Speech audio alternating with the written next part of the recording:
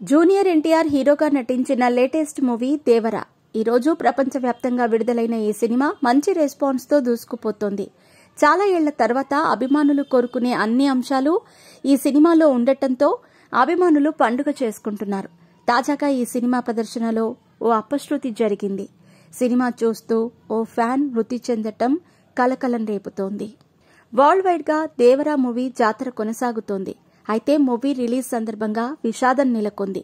Movie చూస్తూ కడపలో ఎన్టీఆర్ అభిమాని చనిపోయాడు. సినిమా రిలీజ్ సందర్భంగా కడప అప్సరా థియేటర్లో అభిమానుల కోసం ఫ్యాన్స్ స్పెషల్ షో వేశారు. సినిమా చూస్తున్న టైంలో కేకలు వేస్తూ ఒక్కసారిగా కుప్పకూలాడు ఓ అభిమాని. దీంతో థియేటర్ సిబ్బంది ప్రైవేట్ ఆసుపత్రికి తరలించారు.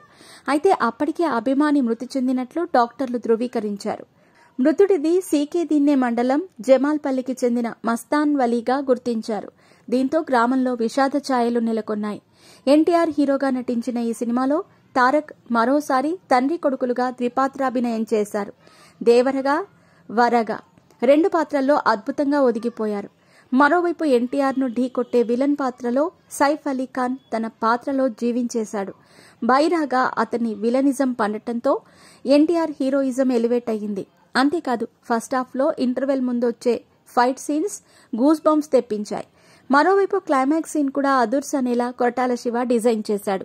మొత్తంగా ఎర్ర సముద్రం సాక్షిగా ఎన్టీఆర్ అభిమానులు కోరుకునే అన్ని అంశాలు ఈ సినిమాలో పుష్కలంగా ఉన్నాయి.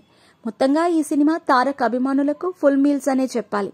ఈ సినిమా ఇప్పటికే యుఎస్లో $3 మిలియన్ కలెక్ట్ చేసి హీరోగా ఎన్టీఆర్ స్టార్డమ్ ఏంటో ప్రూవ్ చేసింది. మొత్తంగా ఈ సినిమా అన్ని ఏరియాల్లో దూసుకుపోతూ ఉండగా ఇక్కడ ఓ అభిమాని మృతి చెందటం మాత్రం కలిసివేసే విషయమనే చెప్పాలి.